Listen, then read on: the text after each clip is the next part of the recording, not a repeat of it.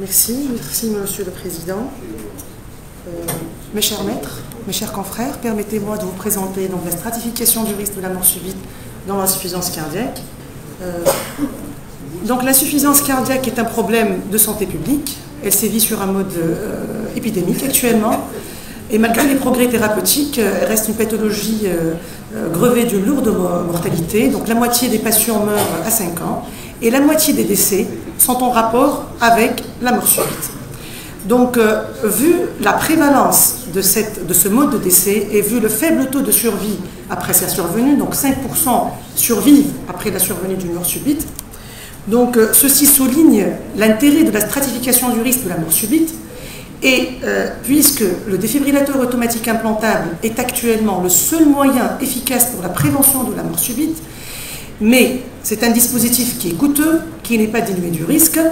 Donc le principal objectif de cette stratification du risque est la sélection du candidat approprié au défibrillateur automatique implantable, c'est-à-dire le patient qui va tirer plus de bénéfices avec moins de risques. Donc la stratification du risque de la mort subite, certes, c'est une étape importante, mais elle est complexe. Et cette complexité découle de la définition de l'insuffisance cardiaque en elle-même, qui couvre un spectre large, et c'est une entité qui est hétérogène, qui regroupe plusieurs étiologies. Mais on va traiter au cours de cet exposé principalement les cardiopathies ischémiques et non ischémiques. Et puis il y a la définition de la mort subite en elle-même. Donc la mort subite, elle est définie de façon classiquement, c'est une mort inattendue qui survit dans l'heure après la survenue d'un événement aigu. Là également, il n'y a pas l'unanimité par rapport à la définition de la mort subite. Et il faut savoir que la mort subite, c'est une façon, c'est un mode de décès, comme d'ailleurs on peut observer dans l'insuffisance cardiaque le mode par insuffisance cardiaque progressive. Et il faut savoir que le mode de décès est différent du mécanisme ou de la cause de décès, qui reste en pratique difficile à déterminer, mais qui est très important car elle va constituer les cibles et les objectifs thérapeutiques. Quel est le mécanisme de la mort subite de l'insuffisance cardiaque? En fait, les mécanismes sont multiples et intriqués, d'où la difficulté de déterminer des facteurs prédictifs, mais on oppose donc deux principaux mécanismes. Les mécanismes rythmiques, donc en rapport avec un trouble du rythme ventriculaire grave, qui peut être un événement primaire ou bien secondaire, par exemple un problème ischémique, et puis il y a les mécanismes non rythmiques, comme par exemple dans les troubles conductifs, les dissociations électromécaniques, les bradycardies extrêmes et les complications mécaniques et les complications thromboemboliques.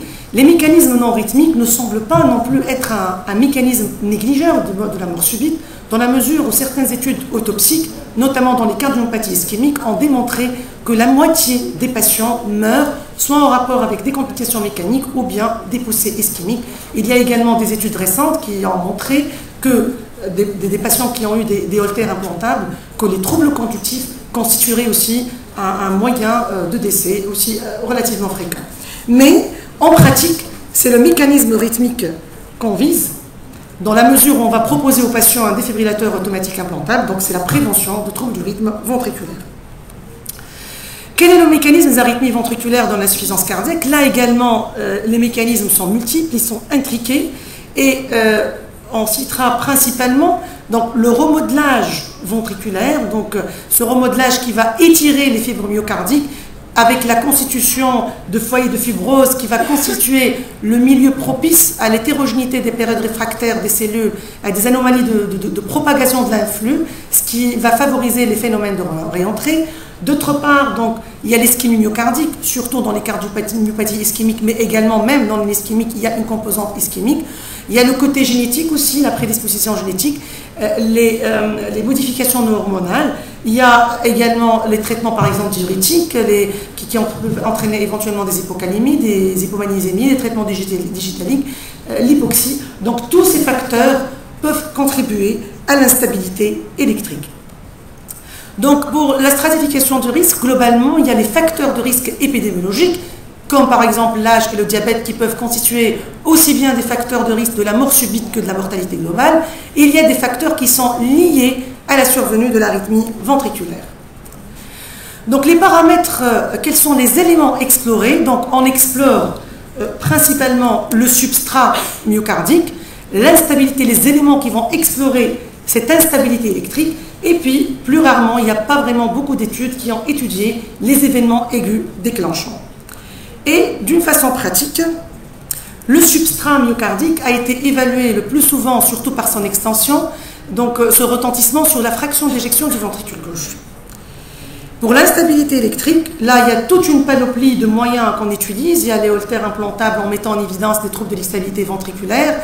Il y a l'exploration également du système nerveux autonome avec la variabilité du rythme sinusal, la turbulence du rythme, l'hypersensibilité des barres basses-plex, la dispersion de la repolarisation, la dispersion du QT, l'alternance de l'ANT, la dynamique du QT, les anomalies de la conduction, comme la durée de QRS, les potentiels tardifs, les potentiels fragmentés, et des moyens invasifs, comme l'inductibilité, donc l'induction de troubles du rythme ventriculaire à la stimulation ventriculaire programmée. Les événements aigus déclenchants donc n'ont pas été beaucoup étudiés, comme la vulnérabilité de la plaque, surtout dans les cardiopathies ischémiques, les phénomènes inflammatoires. Donc ce sont des entités qui n'ont pas été vraiment bien explorées. Donc la stratification du risque de la mort subite dans l'insuffisance cardiaque est confrontée à une multiplicité des paramètres. Donc quelle approche actuelle, quelle rentabilité et quelles sont les limites? Donc si on se réfère aux principales études qui ont validé l'intérêt de défibrillateurs automatiques implantables dans la prévention primaire de la mort subite, donc ils sont pris principalement comme critère d'inclusion les fractions d'éjection basses. Et puis, il y a eu, donc la majorité des études ont inclus les cardiomyopathies ischémiques. Dans l'étude SCADA-CHEF, on a inclus aussi bien les cardiomyopathies ischémiques que non ischémiques. Et dans les premières études, donc, il y avait la nécessité d'avoir des troubles du rythme ventriculaire non sostenus ou bien une inductibilité à l'induction d'un trouble du rythme ventriculaire à la stimulation ventriculaire programmée. Et à la lumière des résultats de ces différentes études ont été établies des recommandations dans la prévention primaire de la mort subite par du défibrillateur automatique implantable dans la dysfonction ventriculaire gauche. Et ce qui ressort donc, là, principalement, on a recours principalement à la fraction d'éjection du ventricule gauche, au statut fonctionnel YHA qui doit être entre 2 et 3. Donc, quand il y a la fraction d'éjection de moins de 40%, là, on cherche le TVNS et l'inductibilité éventuellement. Comme en indication classe 2A, il y a la fraction d'éjection et syncope inexpliquée quand il s'agit d'une cardiopathie dilatée non ischémique.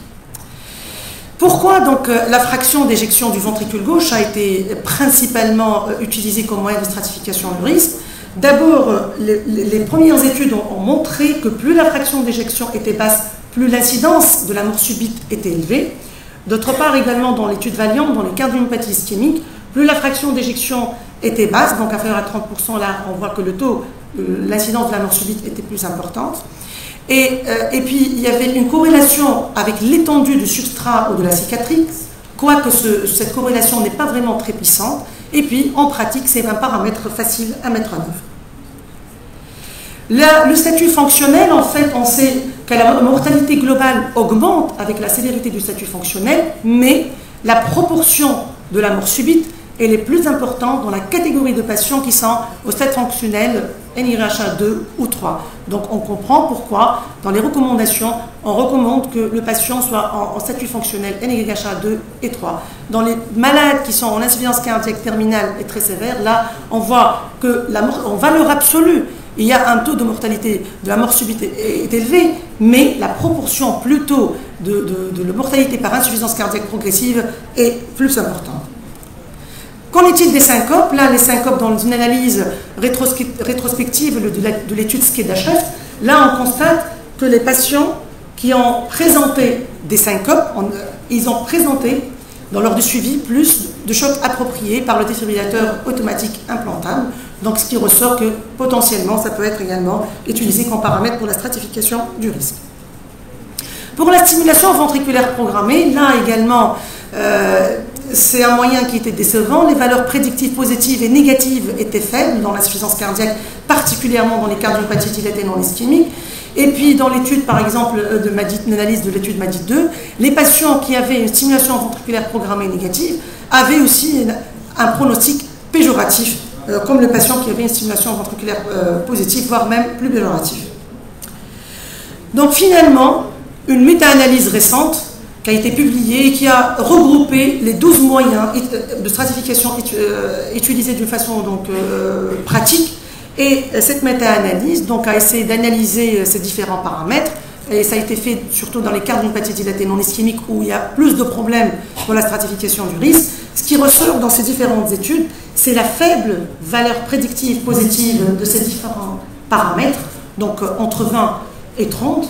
Et puis, également, ce qui ressort aussi, c'est l'absence de corrélation entre, comme moyen de stratification du risque, des paramètres explorant le système nerveux autonome. Un élément donc aussi important à signaler, c'est que le potentiel fragmenté, donc avec ses différents aspects, ont constitué ont eu les coefficients de corrélation le plus élevés par rapport à ces différents paramètres qui ont été explorés, ainsi que l'alternance de long T. Donc, finalement, la stratification du risque, elle n'est pas si simple. Pourquoi l'identification des patients à risque est-elle si difficile? Voilà. Donc, quelles sont les limites en pratique de la stratification du risque? D'une part, il y a des limites physiopathologiques. On sait que le mécanisme exact de la mort subite dans l'insuffisance cardiaque n'est pas bien établi. Il y a également le problème de technique. En fait, à chaque fois qu'on suspecte l'implication d'un paramètre, comme par exemple l'alternance de long T ou le potentiel fragmenté, on effectue des analyses rétrospectives des différentes études. Et puis en essayant d'appliquer en prospectif ces paramètres, soit qu'on ne trouve pas de corrélation, ou bien que ça n'a pas été effectué. Et puis il y a le problème de standardisation des définitions des tests. Là, par exemple, par la variabilité sinusale, du rythme sinusal, on ne connaît pas exactement les valeurs K-TEUF qu'il faut utiliser. Et puis les objectifs des différentes études étaient variables. Est-ce que le fait d'avoir des chocs appropriés est synonyme de risque, par exemple, de mort subite? Et puis plusieurs facteurs sont aussi bien des marqueurs de la mort subite que des marqueurs de la mortalité globale. Et grâce à la meilleure prise en charge des cardiopathies ischémiques, notamment par la revascularisation, le meilleur traitement médical, on voit de moins en moins des patients avec des fractions d'éjection du ventricule gauche très altérées. On a tendance à voir plutôt de plus en plus des patients borderline avec des fractions d'éjection aux alentours de 45%, où donc il n'y a pas assez de preuves pour le moment pour les implanter. Et puis avec le vieillissement de ces patients qui survivent plus longtemps, donc l'âge avancé avec la comorbidité fait que ces patients cumulent plusieurs risques et ont tendance aussi à l'augmentation des décès non rythmiques. Donc une autre limite importante, c'est que l'évaluation du risque, elle est statique. Or, on sait que le remodelage anatomique, ionique et électrique des cellules, il est dynamique. Donc se pose le problème du timing de la stratification du risque par rapport au diagnostic. On a eu donc l'expérience dans l'étude dynamique où l'évaluation très précoce de la fraction d'éjection du ventricule gauche dans le post-infarctus, là c'était une étude négative par rapport à la prévention primaire par le défibrillateur automatique implantable, mais une évaluation aussi précoce de la fraction d'éjection du ventricule gauche n'a pas permis, donc probablement ces patients ont amélioré le tour de suivi du fait de la revascularisation, de la diminution des phénomènes de sidération et d'hibernation. Également le timing par rapport à la revascularisation. L'évaluation devrait-elle être périodique? On sait que des patients qui ont une fraction d'éjection à 45% par exemple, peuvent au fil des temps, du fait de phénomènes d'ischémie infraclinique, altérer davantage leur fraction d'éjection. Donc il y a eu aussi plusieurs d'autres limites, une limite statistique. On voit que les odds ratios, par exemple, de ces différents paramètres sont faibles. Et puis les statisticiens, ce qu'ils disent, c'est qu'il faut, pour qu'un moyen de risque soit efficace, soit réellement rentable, il faut que les odds ratios soient très élevés pour essayer de distinguer les deux populations. Or, dans les différents paramètres, les odds ratios sont aux alentours de 3. Et un odds ratio aux alentours de 3 ne permet d'avoir une valeur prédictive positive aux alentours de 25%, ce qui est très bas. Donc quand on voit les différents odds ratios de ces différents paramètres, là on voit que les odds ratios sont relativement faibles, à ce que recommandent les épidémiologistes. Et puis il y a le problème de dichotomie des guidelines. Dans les guidelines, on répartit les patients en indication au défibrillateur et le défibrillateur, non-indication du défibrillateur. Or, quand on fait une analyse de ces différentes études, on constate que donc, les critères d'inclusion, par exemple, ici les fractions d'éjection, qui sont représentées par des cercles verts, donc la fraction d'éjection, elle est nettement supérieure à la moyenne des patients qui ont été réellement inclus. Donc ce qui est représenté en bleu correspond à la population qui a été réellement inclue et étudiée. Et on constate dans les rectons de la Churé que c'est une population, un sous-groupe qui n'a pas été, soit qu'il a été sous-représenté, ou bien qui n'a pas été bien étudié, ou bien qu'on n'a pas réellement montré de bénéfices des défibrillateurs. Donc il y a un manque d'exploration de ces patients qui ont une fraction d'éjection au-delà de 30 à 35%.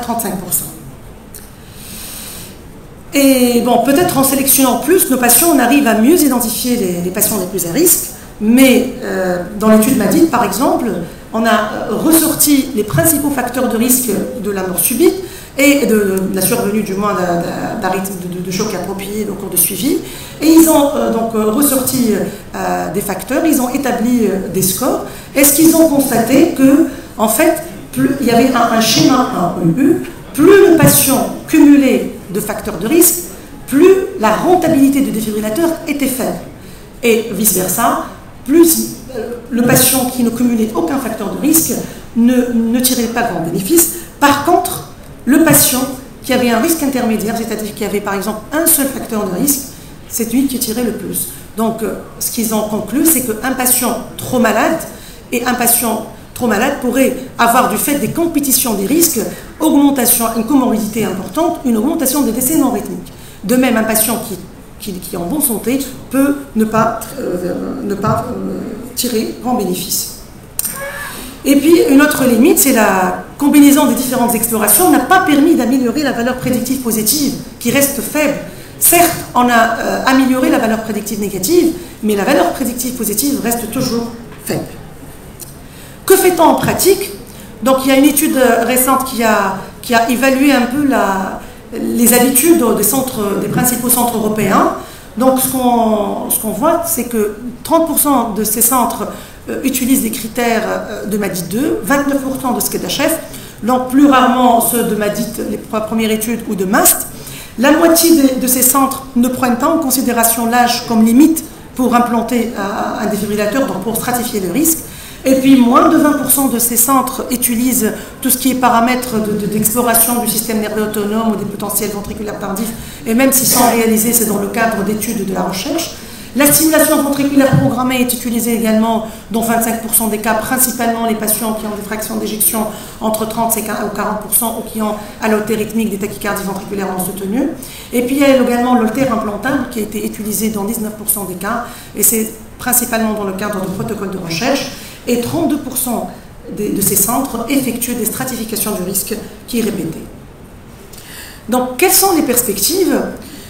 Donc, les perspectives, maintenant, ce qu'on voit, c'est qu'en IRM, il y a l'imagerie du substrat qui actuellement est de plus en plus étudiée, notamment la fibrose par l'étude du rehaussement tardif de gadolinium.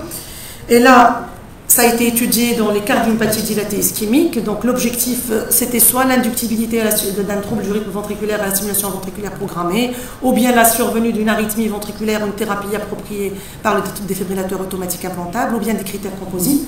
Et là, donc, ce qui ressort, c'est qu'il y a une corrélation entre le risque de survenue de ces troubles du rythme ventriculaire sévère ou de la mort subite chez des patients qui ont ce rehaussement tardif.